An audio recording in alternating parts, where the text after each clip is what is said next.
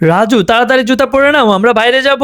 কি ব্যাপার, ওরা এখনো আসলো না? আমি কল দিয়ে দেখতেছি। আরে তুমি কোথায়? রাজু তাড়াতাড়ি আসো। আরে মা, আমাকে কোলে করে নিয়ে যাও। রাজু তুমি হেঁটে হেঁটে আসো, আমি তোমাকে কোলে নিতে পারবো না। এমনিতে অনেক লেট হয়ে গেছে, চলো তাড়াতাড়ি। কি ব্যাপার, তুমি আবার দাঁড়িয়ে রইলে কেন?